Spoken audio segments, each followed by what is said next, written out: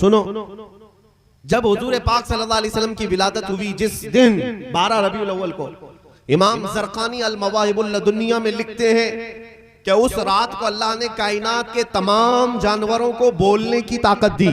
सुभान अल्लाह। फसीह जुबान में वो बोल सकते थे। और फिर लिखते हैं जानवरों को उस रात बोलने की ताकत दी थी। एक जानवर दूसरे जानवर से बात करता, लेकिन क्या बात करते उस रात को? हर जानवर दूसरे जानवर को मेरे मुस्तफा की आमद की खुशखबरियां दे रहा था। मुबारक हो शहे कौनैन तशरीफ लाए, मुबारक हो अल्लाह का महबूब जलवागर हुआ। हर जानवर दूसरे जानवर को मुबारकबादी दे रहा था। मैंने ये रिवायत पढ़ी तो फिर एहसास हुआ कितने खुश नसीब थे वो 4 पैर के जानवर जो मेरे आका की आमद पर खुशियां मना रहे थे। इस 2 पैर के गलीज जानवर से तो वो अफजल थे, जिसको मीलाद मुस्तफा की बात पर ही शिर्क और बिदात के फतवे याद आ जाते हैं, कुफ्र के फतवे याद आ जाते हैं। और सुन्नियों को छेड़ना इस तौर पर साहबा ने नहीं मनाया, ताबईन ने नहीं मनाया, औलिया ने नहीं मनाया, सिर्फ बरेलवी मना रहे हैं। ये सारी चीजें, इसका भी मैं जवाब आपके सामने रखूं। ये सवाल कि मक्का में हुजूर पैदा हुए, लेकिन मक्का में कभी हुजूर की मिलाद नहीं मनाई गई थी। जिस साल हुजूर पैदा हुए उस साल तो कोई हुजूर का आने का जश्न नहीं मनाया गया था। ये पट्टी पढ़ाते हैं, उनसे पूछो मियाँ जब हुजूर पैदा हुए थे तो मक्का में काफिर थे कि ईमान वाले थे? जब हुजूर पैदा हुए थे कौन लोग थे मक्का में? सब कुफ्फार और मुशरिकीन थे, सिवाय हजरत आमिना और हजरत अब्दुल मुत्तलिब के मुआहिदीन की जमात ज्यादा नहीं थी। सब कुफ्र और शिर्क में मुब्तला थे। तो तुम ये दलील देते हो कि हुजूर जब पैदा हुए कोई खुशियां उस तरफ नहीं मना रहा था। अरे मियाँ उस वक्त तो कुफ्फार और मुशरिकीन थे। अगर तुम्हारा भी ताल्लुक उन्हीं से है तो हमें कोई बात नहीं, कोई एतराज की बात नहीं। तुम्हारी रिश्तेदारी भी अगर उन्हीं लोगों से है जो मक्का के बुत परस्त थे तो हम आपसे कोई गिला नहीं करते। हाँ, खुशियां मनाई थी किसने? जब हुजूर पाक सल्लल्लाहु अलैहि वसल्लम हिजरत करके मदीने जा रहे थे 53 साल की उम्र में, लेकिन मदीने में पहले से ईमान वाले मौजूद थे। 70 से ज्यादा सहाबा वहां पर पहले से ईमान लाए हुए थे। अब हुजूर जब ईमान वालों के दरमियान आ रहे थे, मेरे अजीजों, मदीने में आम तौर पर हुजूर दाखिल नहीं हुए। बुखारी भी पढ़ लो, मुस्लिम भी पढ़ लो, मुसलसल 9 दिन तक मदीने वाले मेरे आका की आमद का इंतजार करते रहे, हर दिन इंतजार करते थे। और जब रसूल पाक सल्लल्लाहु अलैहि वसल्लम मक्का मुकर्रमा से हिजरत करके मदीने में दाखिल होने लगे, आपकी झलक नजर आई। मदीने वालों की खुशियों का ठिकाना नहीं था। बच्चियां गलियों में दौड़ने लगी, नौजवान भी उतर पड़े, औरतें अपनी छतों पर, बूढ़े भी आ गए और सब मिल करके गुनगुनाने लगे, तलअल बद्रु अलैना मिन सनियातिल वदाई वजब शुक्र अलैना मा दआ लिल्लाहि दाई। वो क्या कहते थे मदीने वाले? 14वीं का चांद सनियतुल वदा की घाटियों से हम पर तुलू हो चुका है। हम पर अल्लाह का शुक्र वाजिब हो गया है कि अल्लाह की तरफ बुलाने वाला रसूल अब हमारे दरमियान आ रहा है। पता ये चला रसूल अगर ईमान वालों के बीच आते हैं तो खुशियां मनाई जाती हैं, और कुफ्फार और मुशरिकीन के बीच आए हैं तो कुफ्फार और मुशरिकीन तो कब खुशियां मनाते, उन्हें किस बात का एहसास? अल्हम्दुलिल्लाह हम इस बात पर फख्र करते हैं कि हमारी निस्बत मदीने के ईमान वालों से है। बेशक, सुभान अल्लाह, मदीने के ईमान वालों से है। और मदीने वालों ने खुशियां मनाई थी। अल्हम्दुलिल्लाह आज हम भी हुजूर की आमद की खुशियां मनाते हैं। बेशक, सुभान अल्लाह। फिर अब ये सवाल, अच्छा इनको ये याद नहीं है मक्का में भी कुछ लोग खुशियां मनाए थे, मक्का में भी कुछ खुशियां मनाए थे। जो एतराज करते हैं उनके बाप दादाओं नहीं मनाए थे। अबू लहब का नाम सुना होगा। अबू लहब उस वक्त गुस्ताखे रसूल नहीं था, लेकिन हुजूर की आमद पर उसने खुशी मनाई थी। अपनी कनीज को, सोएबा लौंडी को आजाद कर दिया था खुशी में कि मेरे मरहूम भाई के घर बेटा पैदा हुआ, खुशी में आजाद किया। और बुखारी शरीफ की हदीस है, हजरत अब्बास फरमाते हैं, हजरत अब्बास कहते हैं मैंने ख्वाब में अपने भाई अबू लहब को देखा, मरने के बाद कुफ्र पर मरा है। पूछते हैं तेरे साथ क्या हाल होता है? उसने कहा हमेशा आग में जलता हूं, लेकिन हर पीर को मेरी एक उंगली ठंडी कर दी जाती है। मैं उसको मुंह में रखता हूं तो ठंडक महसूस होती है। पूछा क्यों? कहा इसलिए कि पीर के दिन जब मोहम्मद रसूलुल्लाह पैदा हुए थे, इस उंगली के इशारे से मैं अपनी कनीज को आजाद किया था। बस उनकी मिलाद की खुशी में लोंडी को आजाद किया तो अल्लाह ने मुझे इतनी राहत अता फरमाई। एक काफिर और मुशरिक को मिलाद की खुशी पर कब्र में उंगली ठंडी की जा सकती है, तो फिर आशिकाने रसूल की खुशियां मनाने में क्या मौला पूरी कब्रों को ठंडी नहीं करेगा? वाह वाह वाह। इसीलिए आला हजरत को पढ़ो, आला हजरत ने सच्चा पैगाम दिया है।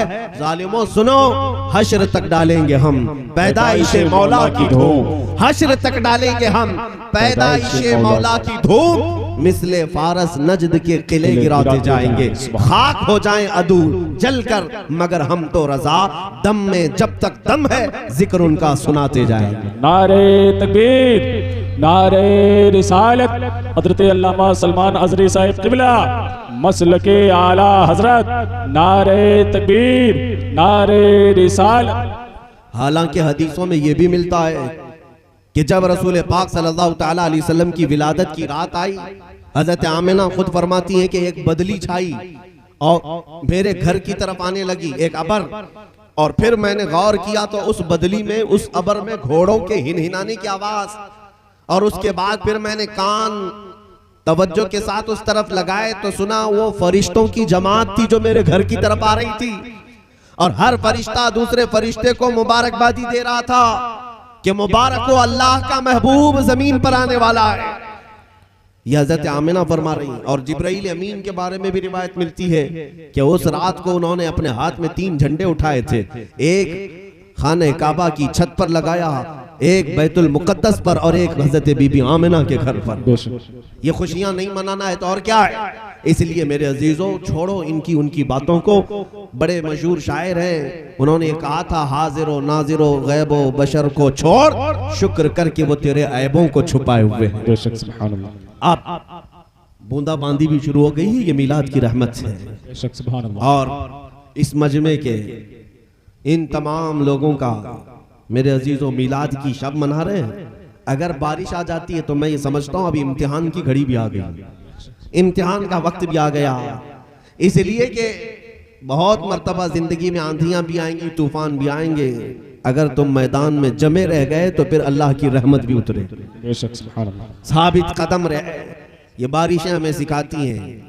मैं ये नहीं कहता कि हर आदमी को बारिश में भीगने की आदत होना चाहिए, लेकिन ये जरूर कहूंगा मिलादे मुस्तफ़ा की महफिल हो तो आग भी बरसे तो जमे रहना चाहिए। हुजूर की महफिल है, मेरे आका सल्लल्लाहु अलैहि वसल्लम की महफिल है, जमे रहना चाहिए। इसलिए कि इमाम मालिक रहमतुल्लाह ताला अलैह की बात मैं आपको अर्ज करता हूँ। इमाम दारुल हिजरा, मदीने के इमाम, हदीस का दर्स दे रहे थे अपने शागिर्दों के सामने, और हदीस पढ़ाते पढ़ाते अचानक आपका चेहरा पीला पड़ गया और बदन कसमसाने लगे। थोड़ी देर के बाद फिर सही होकर बैठे, फिर थोड़ी देर के बाद चेहरे पर जर्दी, पीलापन, फिर आपने बदन इधर उधर किया, फिर पढ़ाने लगे। 3 बार ऐसा हुआ। जब हदीस मुकम्मल कर ली तो जल्दी से उठते हैं अपने हुजरे में अंदर भाग कर चले गए। शागिर्दों ने देखा कि कुछ तो हुआ है, इमाम दौड़ करके पीछे गए। इमाम मालिक ने अपना जुब्बा उठाया तो देखा पीठ पर एक बिच्छू डंक मार रहा था, बिच्छू डंक मार रहा था। बिच्छू का डंक सांप से ज्यादा खतरनाक होता है, आदमी दर्द में तड़पता है। इमाम मालिक को जब वो बिच्छू निकाला गया, शागिर्दों ने कहा हुजूर ये कब से काट रहा? कहा बहुत देर से। कहा उठ क्यों नहीं गया आप? कहा इसलिए कि रसूलुल्लाह की हदीस पढ़ा रहा था, अल्लाह अल्लाह अल्लाह, मेरे आका सल्लल्लाहु ताला अलैहि वसल्लम की बात कर रहा था। मुझे ये ज़ेब नहीं देता कि हुजूर की हदीस के दरमियान किसी मूजी जानवर की तरफ तवज्जो करो। मेरे अजीजों, सुन्नियों, सीखो हुजूर की महफिलों का अदब क्या है। आज हमारी महफिलें इस तरह की हो गई हैं कि लोग बहुत सारे जलसों में सर्कसबाजी के तौर पर शामिल होते हैं, जैसे कोई जोकर आया हो और जोकर को देखने जा रहे हो। ये कोई एंटरटेनमेंट की महफिलें नहीं होती, ये ईमानी महफिलें होती हैं। यहाँ अल्लाह की रहमतें बरसती हैं और फरिश्ते साया किए हुए होते हैं। अपनी महफिलों को जितना तुम अदब करोगे उतनी रहमतें पाओगे। एक बात मैं बताता हूँ, मीलाद की महफिल है, आज रबीउल अव्वल शरीफ का महीना चल रहा है। मिस्र के एक बड़े बुजुर्ग शेख हसनुल बन्ना, वो मौलूद की महफिल अपने घर में रखते थे हर हफ्ते, लेकिन जब 12वीं शरीफ होती थी बहुत बड़ी महफिल रखते, सारे उलमा को बुलाते थे, सारे उलमा को। 12वीं शरीफ की महफिल थी और सारे उलमा आए थे, रात भर मजलिसे मीलाद चलती रही, हुजूर की बारगाह में कसीदे पढ़ते रहे और उसके बाद जब सुबह सादिक का वक्त होता है तो सारे उलमा खड़े होकर बारगाह मुस्तफ़ा में सलाम पेश करते हैं, मिठाइयाँ तकसीम करते हैं। शेख हसनुल बन्ना के घर उस दिन सारे उलमा मशाइख सब थे, रात भर महफिल चली, मिठाइयाँ तकसीम हुई। जब फजर की नमाज का वक्त आया तो सब करीब की मस्जिद में नमाज के लिए गए।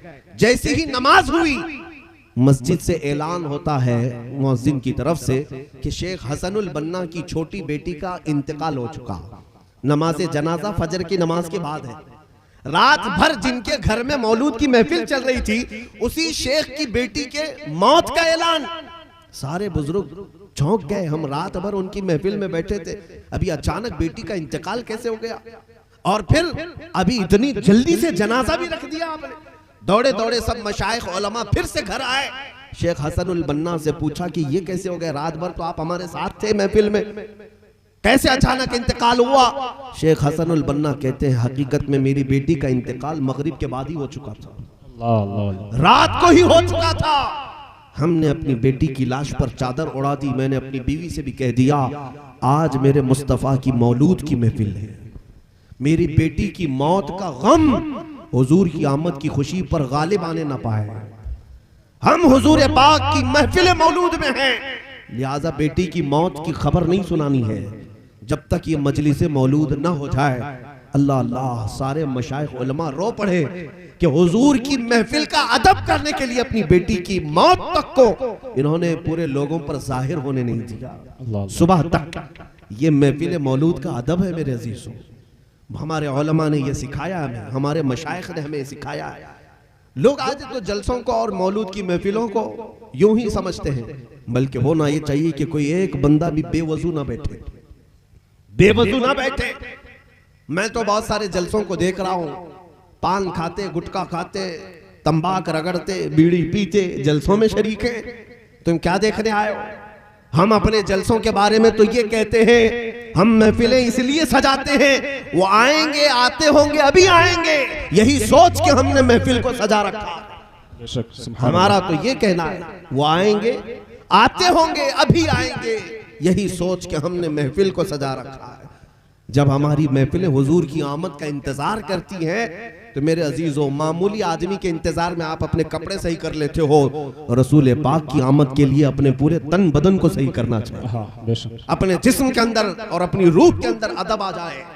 हुजूर पाक सल्लल्लाहु ताला अलैहि वसल्लम की आमद का वक्त है, इसीलिए मैं महफिलों का अदब भी तुम्हें सिखा जाता हूँ। तुम सुन्नी हो, इसीलिए आला हजरत फरमाते हैं मोमिन वो है जो उनकी ताजीम पे मरे दिल से। मोमिन वो है जो उनकी ताजीम पे मरे दिल से।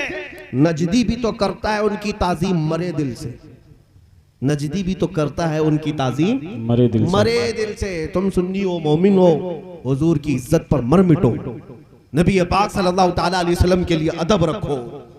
हत्ता के हुजूर पाक सल्लल्लाहु ताला अलैहि वसल्लम का अदब जानवरों में भी है, जानवरों में भी है, शजर और हजर में भी है, पत्थरों में भी है।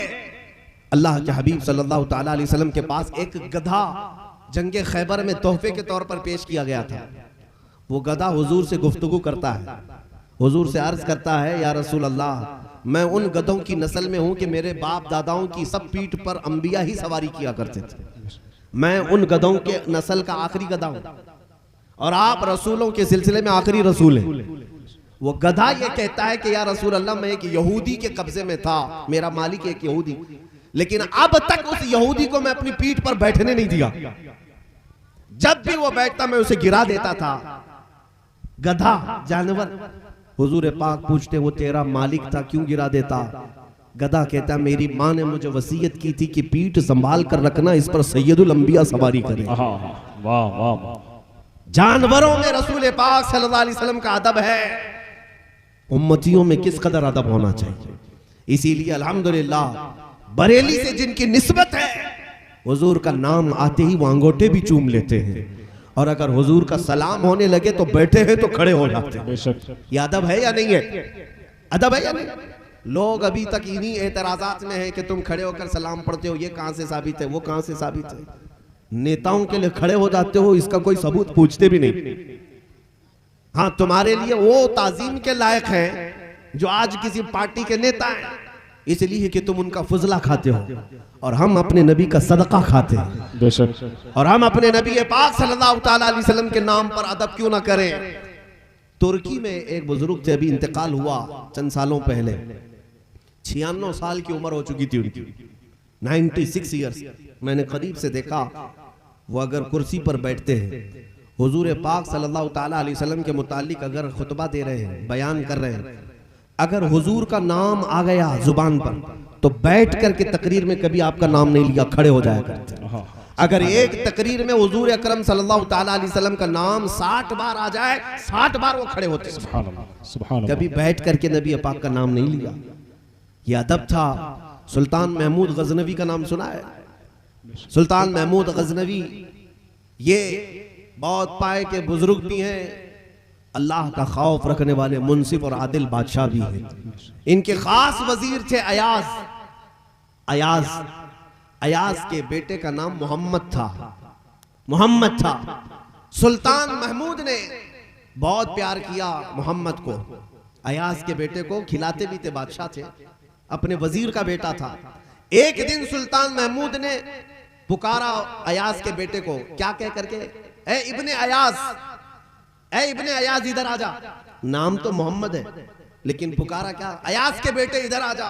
अयाज ने सुन लिया, हाजिर हुए, कहा कि हुजूर मेरे बेटे का नाम आपने नहीं लिया, कहीं उसने कोई गुस्ताखी तो नहीं की। जब कभी कोई किसी से नाराज होता था तो उसका नाम नहीं लेता था, उसके बाप के नाम से या किसी और के नाम से रिश्ता जोड़कर उसे बुलाया जाता था। तो अयाज ने पूछा, मेरे बेटे से कोई गलती हुई, आप उसका नाम लेकर नहीं पुकार रहे? महमूद गजनवी कहते, नहीं हरगिज नहीं, असल में तेरे बेटे का नाम इतना पाक है, मैं उस वक्त वजू से नहीं था इसलिए उसका नाम लेकर नहीं पुकारा। अल्लाह अल्लाह अल्लाह अल्लाह अल्लाह। मैं वजू से नहीं था इसलिए उसका नाम लेकर नहीं पुकारा, इब्ने अयाज कहा। इसी को अल्लामा जामी रहमतुल्लाह अलैह कहते हैं, हजार बार बुशोयम दहन ज मुश्को गुलाब, हुनूज नामे तू गुफ्तन कमाले बेअदबी। फारसी में अल्लामा अब्दुर्रहमान जामी कहते हैं, या रसूल अल्लाह, हजार बार मुश्क और गुलाब के पानी से मैं मुंह को धो लूं फिर भी तुम्हारा नाम लेना मैं बेअदबी समझता हूं। हुजूर पाक सल्लल्लाहु ताला अलैहि वसल्लम का अदब हमारे असलाफ ने हमें सिखाया है। जानते हो जुनैद बगदादी और बायजीद बुस्तामी, दो नाम सुने? जुनैद बगदादी सैयदुत ताइफा, बायजीद बुस्तामी तैफूर औलिया, औलिया इकराम के सरदारों का नाम है। ये दो नाम वो हैं जो सनद की हैसियत रखते हैं। लेकिन जानते हो जब ये मदीने तैयबा में हाजिर होते थे, हुजूर अकरम सल्लल्लाहु ताला अलैहि वसल्लम के दरबार में हाजिरी देते थे, हुजूर के रोजे के पास से जब गुजरने का वक्त आता था तो ये अपनी सांसें रोक लेते थे, अपनी सांसें रोक लेते थे। अदब का हेस्त ज़ेरे आसमां आज़ार नाजुकतर, नफस गुम करदा मी आयत जुनैदो बायजीदी जा। फारसी में कहा गया है, ये दोनों औलिया इकराम जब हुजूर के दरबार में आते थे तो सांस रोक लेते थे। पूछो क्यों?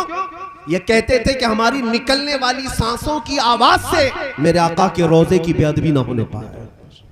वो अदब हमें सिखाया है। अल्हम्दुलिल्लाह ये जमात अदब वालों की जमात।